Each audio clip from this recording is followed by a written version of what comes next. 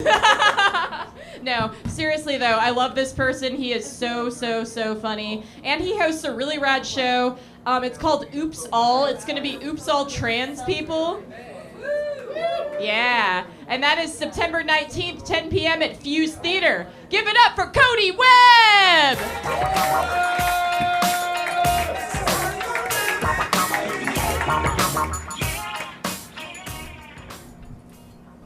I do have to start the show with a correction.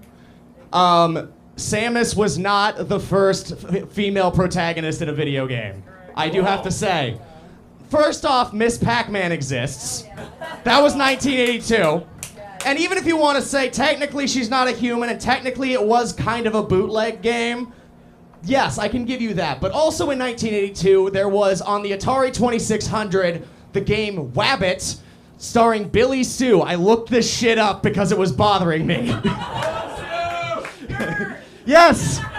Look, I am a lot of different types of nerd. Like, I am a chess nerd. I am a science nerd. I am other nerds to be revealed when it is thematically appropriate for my set. But at my core, the kind of nerd I am is a pedantic asshole. Yeah, when people are like, Cody, why didn't you play like Magic the Gathering or D&D growing up? It's because that requires friends. And I was too much of a pedantic asshole. I have that kind of autism, unfortunately. And it causes me to overthink things way too much. And I'm also a queer pedantic asshole, which is not a great combination. For example, the term sexual orientation has never really made sense to me. Because orientation is just what direction you're facing. Right? Like, that doesn't, like, if you asked an old-timey sea captain what his orientation was, he would tell you, westward! And then I'd clarify, no, I meant, like, sexual orientation. Oh,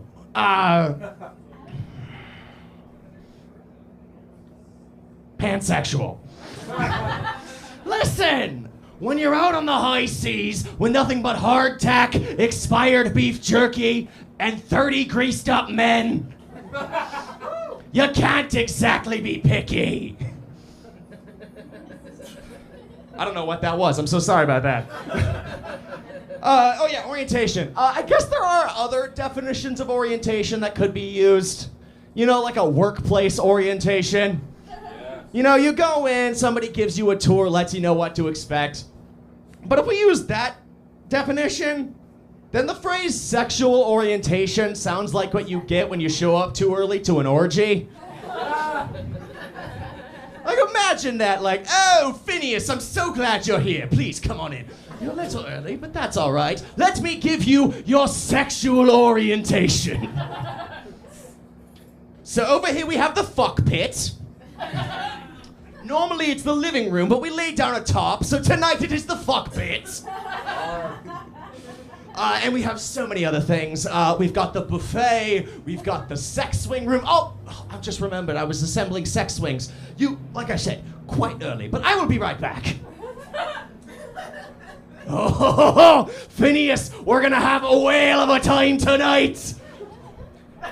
That's right.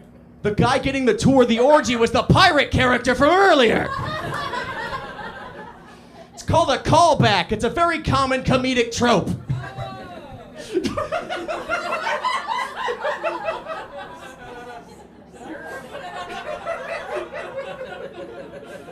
Oh man. Hey, it's me, Phineas again. Comedy comes in threes, so I had to show up one more time. I just wanted to come back and say, please don't judge me for being at this orgy.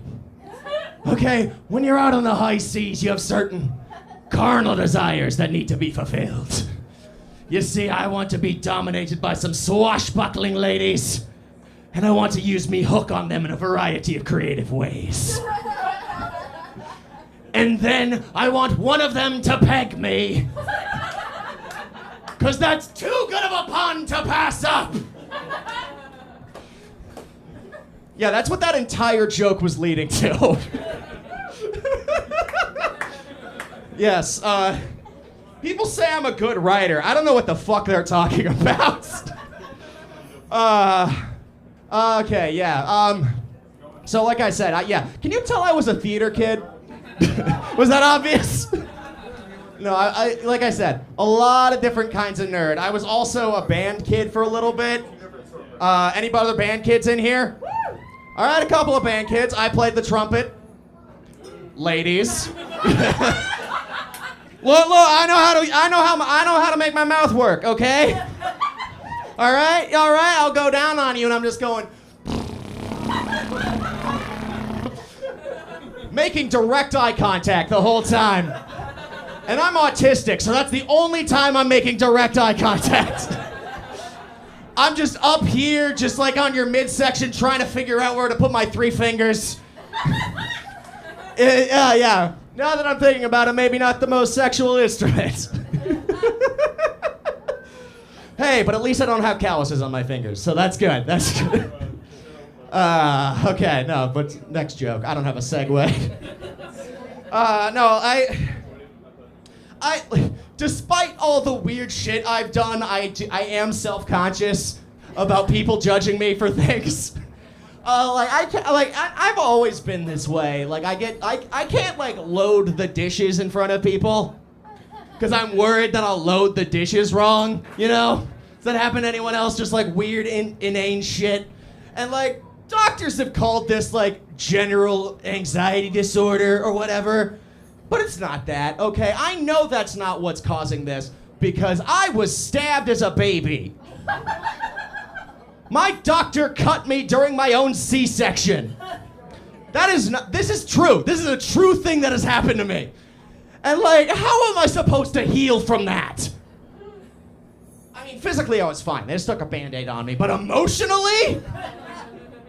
Like, yeah, the first thing that happened to me as a living human was getting stabbed. And you want me to tell you my opinions on Sabrina Carpenter? No! This is obviously a trap of some kind. And like, look, I'm not gonna, like, look, getting evicted is traumatizing, but that happens to every baby. It's another thing entirely for a giant to rip the roof off of your house and maim you in the process. And then hand you to some adult to be like, he's your fucking problem now. So yeah, if you wondered why I'm like this, like they say like the things that happen in the first 6 months are like super important to your personality. What happens in utero when you get stabbed? This, apparently. How are y'all doing tonight? How are y'all doing?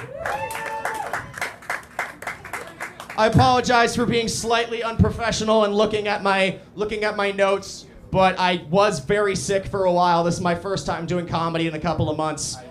Yeah.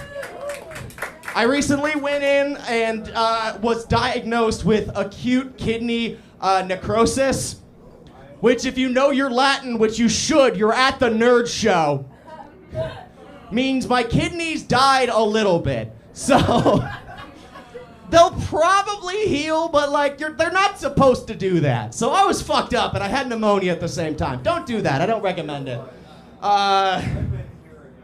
And I've already forgotten what jokes I was gonna do. That's cool. That's cool. All right, I know what I'm gonna do. Speaking of being forgetful, I think I need to up my Adderall prescription. Yeah, who else in here has ADHD? Okay, that was less than I was expecting, but it's also possible some people aren't paying attention.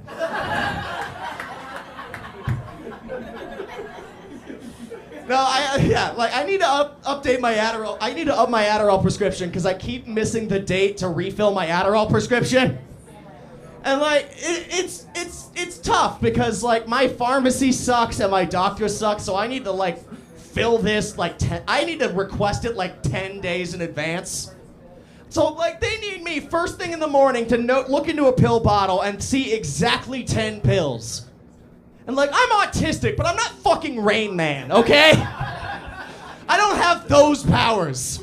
I've got the kind of autism that just makes me really annoying. And what's worse is because it's a controlled substance, I can't ask for my Adderall too early, or else my doctor's gonna fucking narc on me, you know? Like my doctor's gonna report me to some fucking agency, and the only thing that's worse than going to prison for dealing Adderall is going to prison for not dealing Adderall. Yeah, and if you went to college and you took Adderall as a party drug, fuck you, okay? You personally made my life worse. Grow up and do meth like an adult.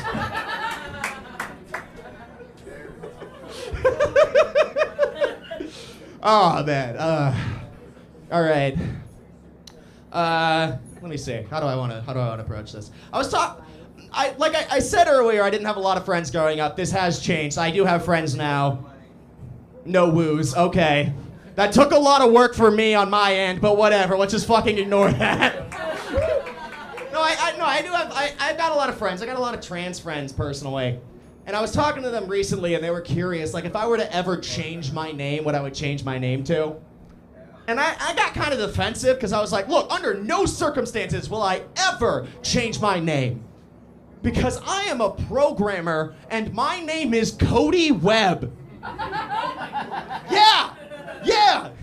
Like, you want me to mess with perfection here? For the sake of my mental health? Man, fuck my mental health! If I ever cared about my mental health, I never would have become a comedian in the first place. Yeah, and I could be really sure that I am the only Cody Webb that is a programmer, because most of the other Codys died in dirt bike accidents. Besides the bartender. The funny thing about that joke, that whole name joke, is a few years ago I posted that joke to TikTok, and it did really well. So well, in fact, that thousands of trans women started following me on there. But they all made it abundantly clear that they were there to watch me transition. And, like, I started having doubts about my gender. Not because it, like, unlocked something in me, but because I am a really big people pleaser. So I experimented, did all this stuff, figured out, I don't really like being a woman. And that's fine. I don't want to perceive myself that way. So am I a man? Look. I am a man, but in the same way that Kraft Singles is cheese. Like, sure, it kinda looks like cheese. It'll do in a pinch. But if you look inside, there's absolutely nothing of substance. And I've had people tell me, Cody, it sounds like you're probably non-binary. And I agree, it does sound like that. But I will never admit to that. Because I don't want the comment section to be right. Also, I can't be non-binary. I'm a programmer. All my shit would break. Oh man, I love ending on a pun. Just completely dash any momentum that the next comedian would have. All right, thank you very much. I've been Cody Webb. Give it up for Mac and Kelly, everybody.